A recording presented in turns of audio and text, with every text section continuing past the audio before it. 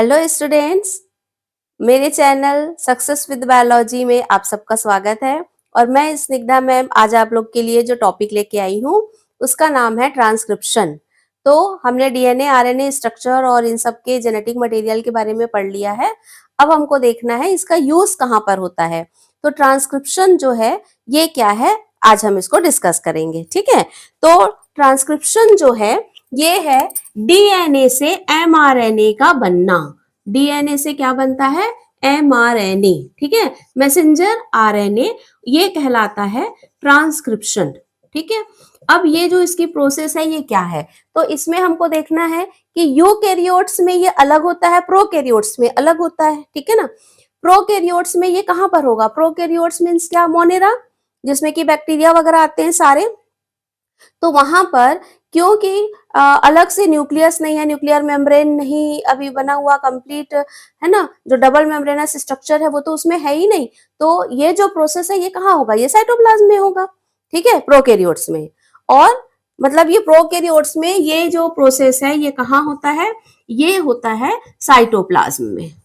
ठीक, और जो यूकैरियोट्स हैं जो कि वेल डेवलप्ड हैं, वेल डेवलप्ड यूकैरियोट्स मतलब कि जो प्रोटोजोआ यूनिसेलुलर से लेकर के पूरे मल्टीसेलुलर मैमल्स तक, है ना, जो भी हैं, इनमें क्या होता है कि इनमें क्योंकि वेल डेवलप्ड सेल है, कंप्लीट एक सेल है जिसमें सारे डबल मेम्ब्रेनस स्ट्रक्चर है, न्यूक्लियस है, mitochondria, Golgi body, ribosome, lysosome, सारी चीजें हैं। तो ये कहाँ पर होता है? क्योंकि न्यूक्लियस वेल डेवलप है, उसके अंदर न्यूक्लियोलस है, न्यूक्लियर मेम्ब्रेन है और सारी चीजें हैं। तो ये कहाँ पर होगा? ये होता है न्यूक्लियस में। यूकैरियोट्स में ये जो ट्रांसक्रिप्शन है ये होता है न्यूक्लियस के अंदर। ठीक है, ये दो चीजें समझ में आई है ना। अब हमको देखना है कि ये जो ट्रांसक्रिप्शन है इसमें क्या क्या प्रोसेस होता है। तो देखो, सबसे पहले हमको देखना है कि डीएनए का जो एक सेगमेंट है, कौन कौन सी चीजें हमको चाहिए इस ट्रांसक्रिप्शन के लिए। तो डीएनए का जो सेगमेंट है, जैसे कि ये हो गया डीएनए का सेगमेंट। ठीक है, तो ये जो डीएनए का डबल हेलिक्स मॉडल है इसमें अलग अलग साइट होते हैं। साइट मतलब कि ये जो स्टार्टिंग का ये वाला जो पोर्शन है ये कहलाता है प्रमोटर। ठीक है, प्रमोटर क्या होता है? प्रमोटर वो है जहां से ट्रांसक्रिप्शन होना स्टार्ट होता है।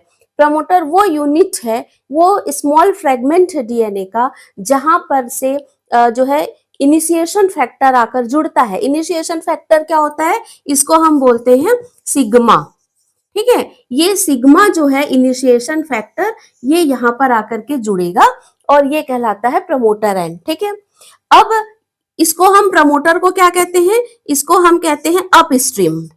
इसको अपस्ट्रीम एंड भी कहते हैं, ध्यान रखना है ना। ठीक है, दूसरा जो है ये वाला जो एंड है, इस एंड को हम क्या कहते हैं? लास्ट एंड है ना, इसको हम कहते हैं टर्मिनेटर। टर्मिनेटर। और ये जो टर्मिनेटर है यहां पर क्या होता है? एक फैक्टर होगा रो।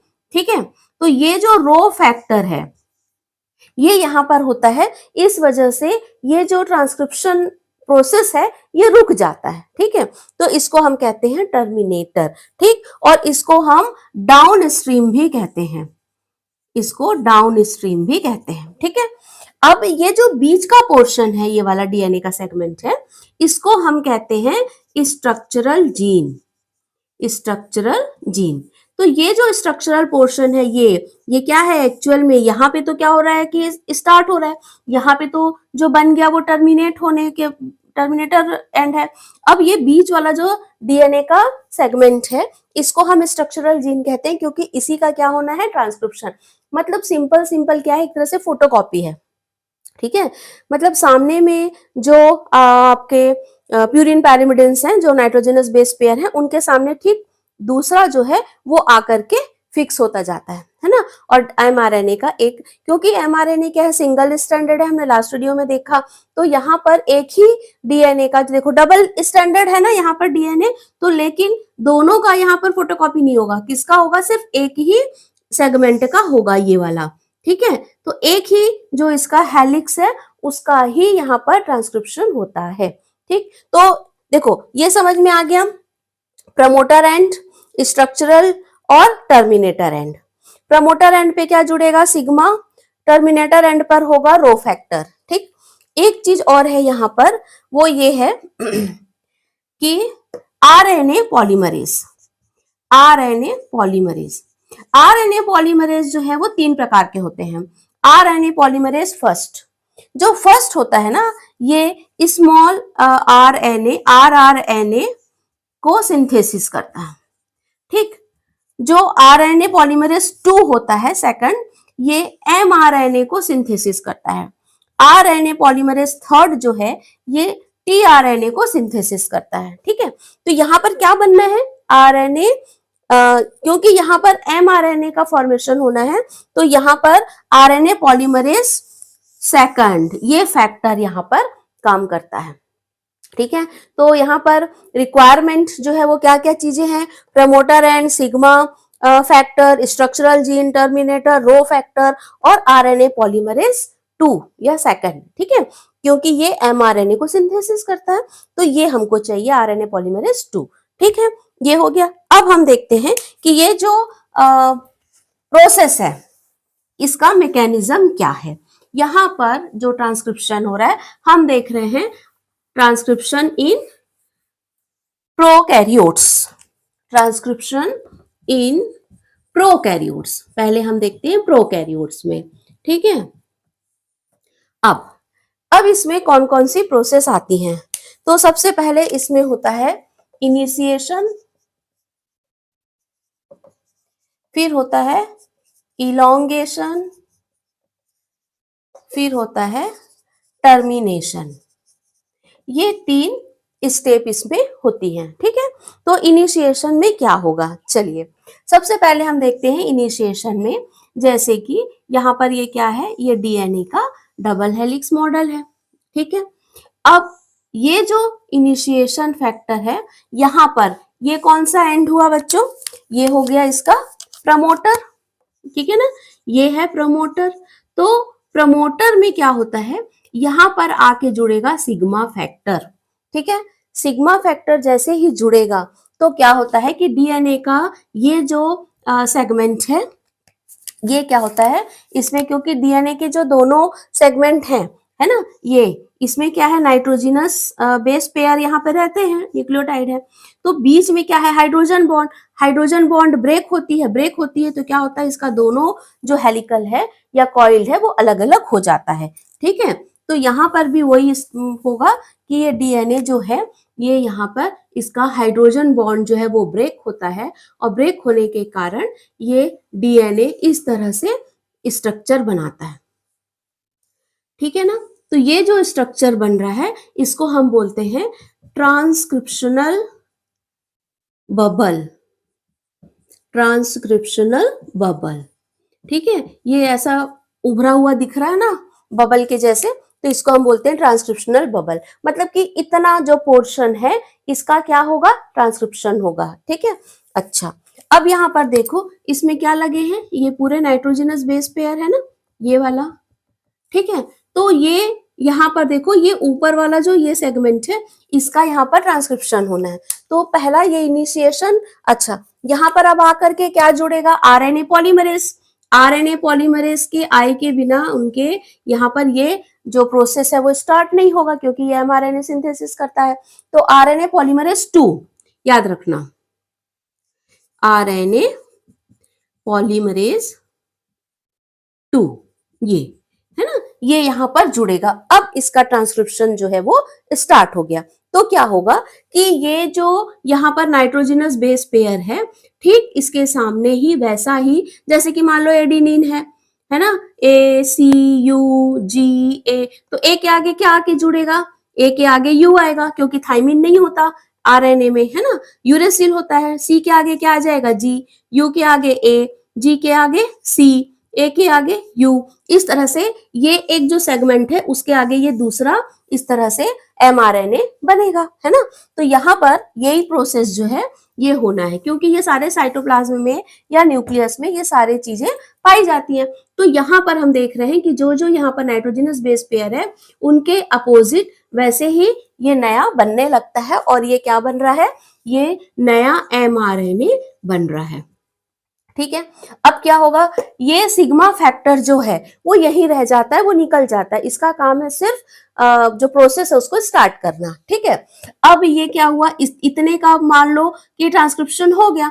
अब ये आगे बढ़ेगा, आगे बढ़ेगा तो हम नेक्स्ट देखते हैं कि इसका जो mRNA का ये ट्रांसक्रिप्शन हो गया ना, अब क्या होगा, ये वहां पे आ जाते हैं, ये इस तरह से, ये ठीक है।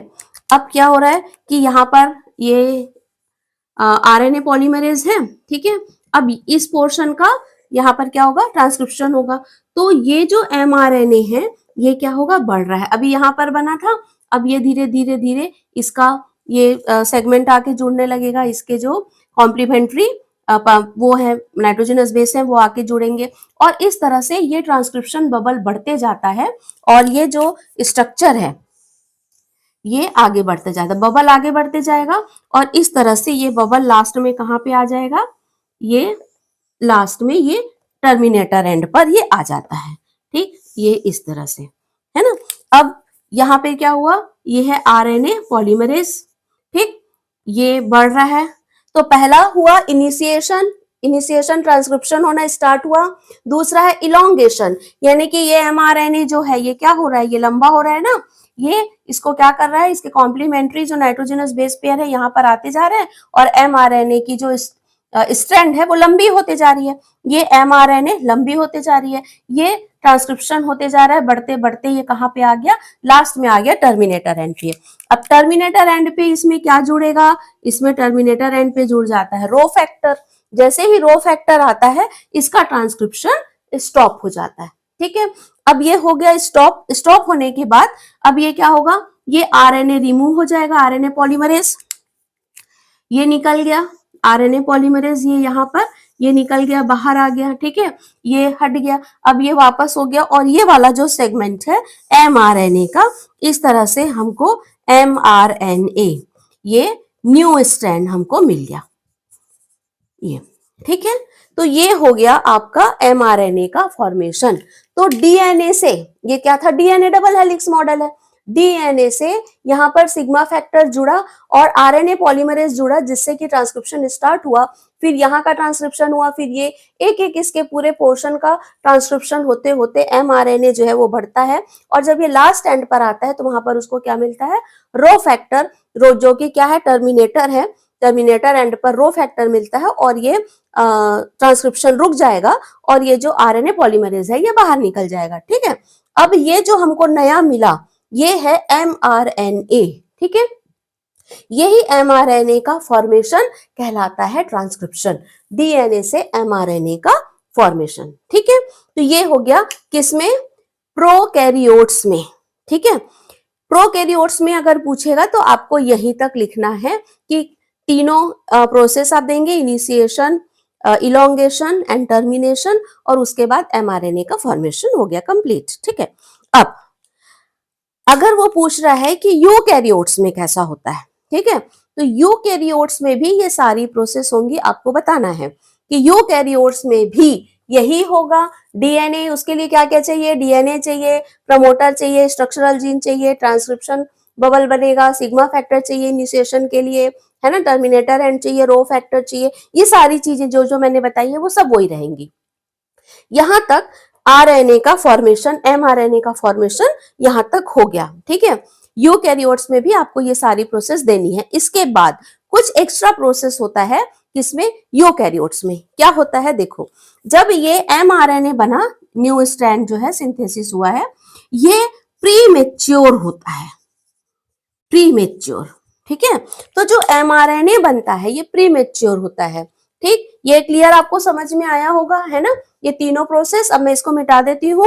ठीक है, अब हम देखेंगे कि ये जो यूकैरियोट्स में, प्रोकैरियोट्स में पूछेगा तो आपको सिर्फ इतना ही लिखना है कि एमआरएनए का फॉर्मेशन हो गया, खत्म। ठीक, लेकिन यूकैरियोट्स में अगर पूछ रहा है तो आपको बताना है कि यूकैरियोट्स इनमें क्या होता है कि ये प्रोसेस होगा, कौन कौन सा, इनिशिएशन, इलोंगेशन और टर्मिनेशन। ये आपको पूरा बताना है, और रिक्वायरमेंट फैक्टर क्या है वो सबको बताना है। तो ये तीनों प्रोसेस हो गया। ये प्रोसेस कंप्लीट होने के बाद इसमें होता है प्रोसेसिंग। ये प्रोसेसिंग क्या है, ठीक है। इसमें क्या होगा कि जो ये एमआरएनए बना है, ये है एमआरएनए, ठीक है। इसको हम बोलते हैं प्रीमेच्योर एमआरएनए। प्रीमेच्योर एमआरएनए, इसमें क्या होगा ना, कुछ सेगमेंट जैसे आप लोग क्रोमोसोम में नहीं देखते हैं, हेट्रोक्रोमोसोम, यू क्रोमोसोम, है ना, यू क्रोमेटिन, हेट्रोक्रोमेटिन, वैसे ही यहाँ पर भी कुछ पोर्शन जो है वो क्या होता है, फंक्शनल होता है, और कुछ पोर्शन जो है वो नॉन फंक्शनल ये होता है, ठीक है। तो कौन सा पोर्शन फंक्शनल है, कौन सा पोर्शन नॉन फंक्शनल है, ठीक। तो चलो इसको हम देखते हैं। यहां पर क्या होगा कि देखो ये वाला जो पोर्शन है ये है इंट्रॉन, ठीक। ये वाला जो पोर्शन है ये है एक्सॉन, ठीक। तो इंट्रॉन जो है, ध्यान रखना, है ना, इंट्रॉन जो है ये नॉन फंक्शनल होता है, ये नॉन फंक्शनल है, ठीक। एक्सॉन जो है ये इसका फंक्शनल पार्ट है, ठीक। तो भाई जो काम नहीं कर रहा है उसको क्यों रखेंगे, उसको हटा देंगे, है ना। तो यहाँ पर प्रोसेसिंग में, क्योंकि ये प्रीमेच्योर एमआरएनए है, अभी इसको हमको क्या करना है, मैच्योर करना है, कंप्लीट बनाना है। तो इसके लिए क्या करेंगे, और 3 स्टेप इसमें होता है यूकैरियोट्स में। ये स्टेप प्रोकैरियोट्स में नहीं पाए जाते ना, मैं बार बार बता रही हूँ। पहला होता है इसमें स्प्लिसिंग, दूसरा होगा इसमें स्प्लिसिंग, कैपिंग एंड टेलिंग। ये 3 प्रोसेस इसमें पाई जाती हैं, ठीक है। तो स्प्लिसिंग मतलब क्या होता है, स्प्लिसिंग मतलब है कि जो नॉन फंक्शनल पार्ट है उसको कट करके अलग कर देना, इसका कोई काम नहीं है, कोई यूज नहीं है, तो उसको क्या करेंगे, हटा देंगे, है ना। अब हटाएंगे तो अब आप लोग बताइए कि कौन सा एंजाइम इसमें काम करेगा काटने के लिए। कोई भी जेनेटिक जो स्ट्रैंड है इसको काटने के लिए कौन सा एंजाइम काम करता है भाई, इसको काटने के लिए आपको रेस्ट्रिक्शन एंडोन्यूक्लियेज ये एंजाइम काम करता है, ठीक है। अब ये क्या करेगा, इस पोर्शन को कट कर देगा, ठीक है। और कट करके ये वाला जो इंट्रॉन वाला जो पोर्शन है ना, ये इंट्रॉन इंट्रॉन इंट्रॉन, इसको ये अलग कर देगा, ठीक है। तो कौन सा एंजाइम काम करता है, रेस्ट्रिक्शन एंडोन्यूक्लियेज, इसको हम एंडोन्यूक्लियस भी बोल सकते हैं। कहीं पर भी डीएनए सेगमेंट में, आरएनए सेगमेंट में कटिंग का काम करना है, सीजर का काम करना है, तो वो एंडोन्यूक्लियस करता है। अब इसने ये काट दिया, अब इसको काट के इसको अलग कर दिया, अब क्या बचा, ये इस तरह से बचा ना, ये कौन सा पोर्शन है, ये जो बचा है ये एक्सॉन है। तो जो कटिंग वाला जो पोर्शन है इसको फिर से क्या करेंगे, जोड़ेंगे। आप लोग याद करिए कि जब मैंने आप लोग को पढ़ाया था डीएनए रिप्लिकेशन, है ना, तो उसमें ओकाजाकी फ्रेगमेंट बने थे छोटे छोटे, उस ओकाजाकी फ्रेगमेंट को एक एंजाइम है जो फिर से जोड़ के एक सिंगल डीएनए स्ट्रैंड बनाता है ना। तो वो क्या है, वो है लाइगेज। हर जगह लाइगेज जोड़ने का ही काम करता है, ठीक है। तो ये जो एक्सॉन वाला जो पोर्शन है इसको क्या करेगा, लाइगेज जो है वो इस तरह से जोड़ देगा, ठीक है। तो ये जो हमको सेगमेंट मिला एमआरएनए का, अब इसमें सारे क्या पार्ट है, फंक्शनल पार्ट है। इंट्रॉन यहां पर क्या हो गया, रिमूव हो गया, इंट्रॉन रिमूव, कट करके इसको अलग कर दिया, ठीक है। अब अब यहां पर होता है दूसरा पोर्शन, ये तो पहला हो गया स्प्लिसिंग, कट किया अलग कर दिया। कैपिंग, कैपिंग मतलब कि यहां पर क्या होगा, मिथाइल गुआनोसाइन ट्राइफॉस्फेट, इसकी इसको क्या लग जाती है, कैप लग जाती है, ठीक है। इसको बोलते हैं कैपिंग, ठीक। थर्ड है टेलिंग। टेलिंग मतलब कि ये जो एक्सॉन का जो लास्ट एंड है, काइट होती है ना, पतंग उड़ाते हैं जब गर्मी आती है तो उसके नीचे क्या होती है, एक लंबी सी पूंछ बना देते हैं, है ना। ये जैसे आपकी ये काइट है, ठीक है, ये काइट लगी होती है, उसमें नीचे लंबी सी एक टेल लगा देते हैं। तो यहाँ पर भी हमको टेल लगानी है, तो किसकी टेल लगानी है, यहाँ पर टेल लगता है एडेनिन, ठीक है। तो यहाँ पर क्या लग जाएगा, ऐसे adenine adenine adenine adenine adenine adenine, इस तरह से, ठीक है। तो इसको हम बोलते हैं जो है टेलिंग, ठीक है। ये हो गया टेलिंग, कैपिंग एंड स्प्लिसिंग। ये तीन प्रोसेस जब हो जाता है तब हमारा जो mRNA अब बना, ये mRNA है।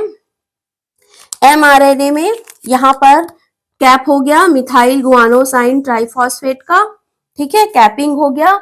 और यहाँ पर ये क्या जुड़ गया, एडिनिन एडिनिन एडिनिन, तो ये हो गया इसका टेलिंग, टेल यहाँ पर जुड़ गया, ये हो गया कैपिंग, और इसको काट करके अलग कर दिया, ये हो गया स्प्लिसिंग।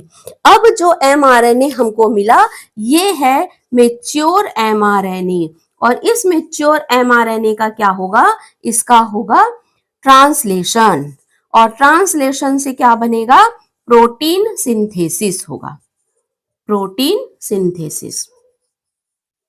ये ठीक है, तो समझ में आ गया आप लोग को। यूकैरियोट्स में पूछेगा तो सिर्फ आपको ये नहीं बतानी, यूकैरियोट्स में आपको वो सारी प्रोसेस बतानी है जो प्रोकैरियोट्स में होता है ना। कौन कौन से रिक्वायरमेंट फैक्टर हैं ये बताना है, उसके बाद कौन कौन से एंड है, डीएनए का जो है प्रमोटर, टर्मिनेटर, स्ट्रक्चरल जीन क्या है, सिग्मा फैक्टर, रो फैक्टर सब बतानी है। उसके बाद आपको बताना है कि अभी जो mRNA बना यूकैरियोट्स में ये प्री मैच्योर है, तो हमको इसमें क्या करना पड़ता है, मतलब बॉडी इसमें क्या करता है, इसको प्रोसेसिंग कर होता है इसमें, जिससे कि ये क्या करेगा, और तीन स्टेप इसमें होते हैं। प्रोसेसिंग में स्प्लिसिंग होगा, नॉन फंक्शनल इंट्रॉन पार्ट को रिमूव कर देगा, फिर लाइगेज एंजाइम इसको जोड़ के एक ये सिंपल mRNA का स्टेट बन गया।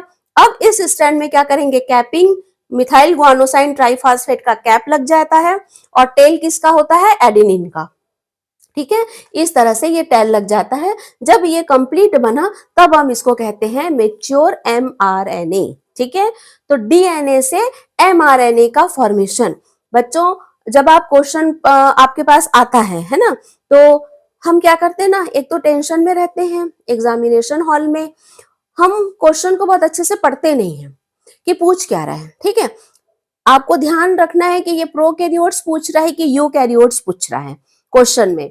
तो अगर वो प्रोकैरियोट्स पूछ रहा है तो आपको ये कुछ देने की जरूरत नहीं है, प्रोसेसिंग वगैरह कुछ नहीं देना, आपको सिर्फ mRNA का फॉर्मेशन बताना है, ठीक है।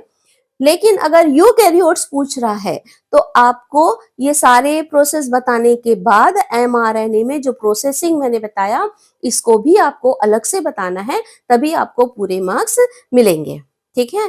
आशा करती हूँ मेरा वीडियो आपको समझ में आ रहा होगा, मेरा पढ़ाया हुआ जो टेक्निक है, जिस तरीके से मैं पढ़ा रही हूँ। अगर आपको इसमें कोई प्रॉब्लम लगता है तो आप मुझे कमेंट्स कर सकते हैं, है ना, और बता सकते हैं कि मुझे क्या इसमें और नया करना है, क्या चेंज करना है ना, तो मैं उस हिसाब से आपके लिए नए नए वीडियो लेकर आऊंगी। Best of luck, thank you.